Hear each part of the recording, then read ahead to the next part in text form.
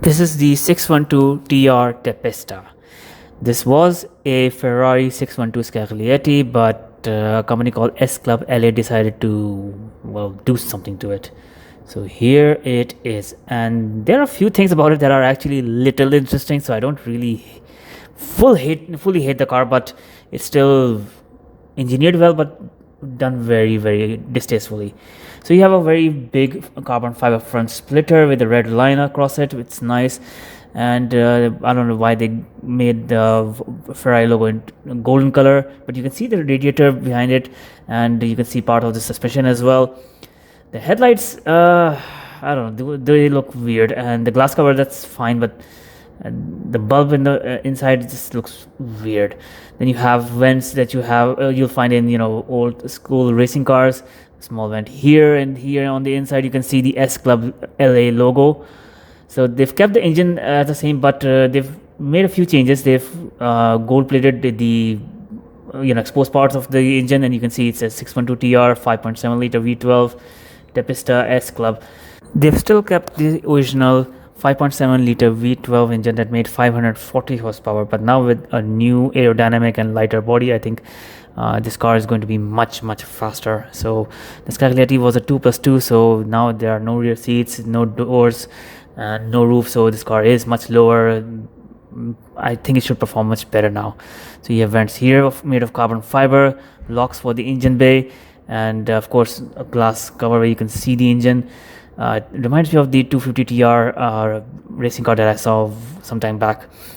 Now for the wheels, they've given it these HRE wheels, which are fine, and then you have Brembo brakes as well. But these wheels, they don't go for this car. They're more for street racing cars, and it just looks very odd. Now just next to the wheel is something a little more interesting. You have carbon fiber blades here and exposed fender. That's of course to let the air out when the front wheels are spinning. This design detail I've seen on other performance cars. Now since it's a front engine car, there's an exhaust pipe that's going all the way to the back, and behind it you can see gold plated plates, and I'm not going to read what they say, but they're everywhere.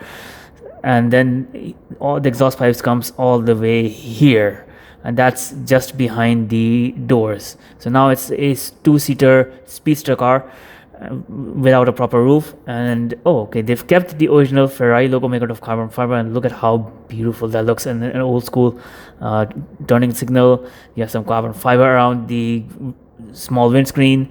So the interior is pretty much the same, but they've changed up the upholstery. There's S Club logo everywhere. This is like the American version of Mansory, but with even worse taste. So interior now is blue.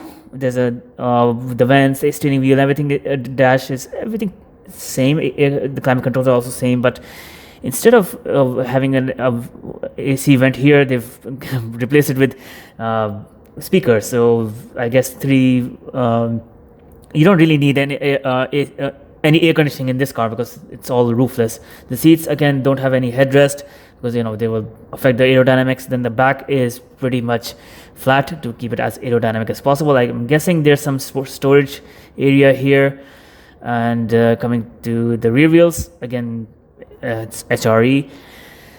Now there's very little information about this car online. Even S Club's website doesn't have anything. Like, it just has pictures of this car, and you can see S Club logo here as well. Then you come to the back, you can see exposed fender here, and of course a massive diffuser, and then you have racing lights here. So aerodynamically wise, well, this car is well made, but the color combinations, some of the design details, they're just odd. The taillights, they've kept it the same, but kind of made it into an elegant rear end actually. However, there is this massive spoiler wing on it, and I don't think it's adjustable or it's activated. It's just a fixed spoiler wing. I'm sure of it. I may be wrong because again, there's barely any information about this car on the company's Instagram or website. They just have pictures on it, and they've also added these strange-looking silver details on the wing pillars, and then you have, I'm guessing these are fuel caps, if I'm not mistaken. One for the oil, one for the fuel. I could be wrong. And then you come here, just where the driver's headrest, and then it should have been an air intake for the engine, but the engine is in the front, so of course that's just a design element. And then you have more speakers on the interior, because of course you need speakers in a car like this. Yeah, so this is the typical 612 Scaglietti interior. The steering wheel, the instrument panel, everything is pretty much the same. The upholstery, I think, is all different now, unless the original Scaglietti had this blue interior. One very interesting thing is that it has the F1 style gearbox, which means that you get to change gears with the help of paddle shifters. Now you also have this plate here, F1 World Champion 2007. I've seen that on 612 Scaglietti as well. So despite the Scaglietti looking, like what it does, this is actually much lower, much sleeker, horribly designed, but it is actually, it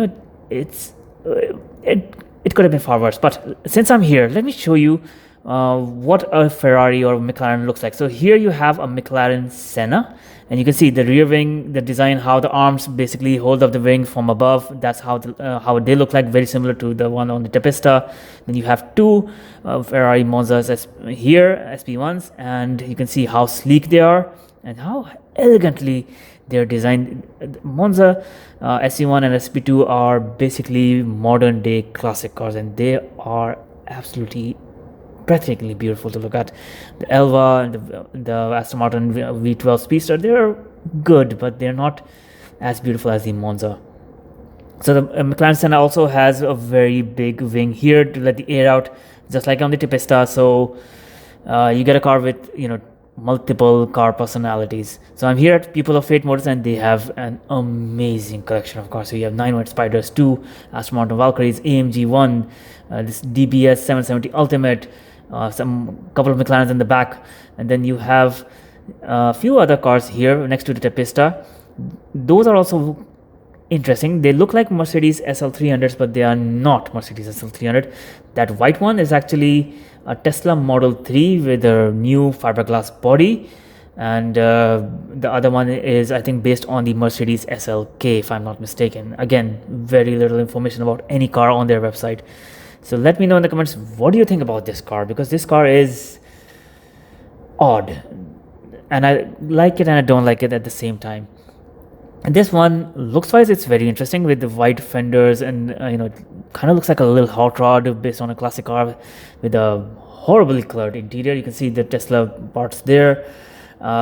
So if you want to check out that video of the Tesla Model SL 300 SL, you can check that out as well on my channel, and just have a quick look at this. This is much better looking. I think it's based on the SLK, and the color wise, interior wise, this is much better. It's a little more elegant, it's less cringy. So I think I would take this over the white one. But what about this? I want to hear your comments on this monstrosity.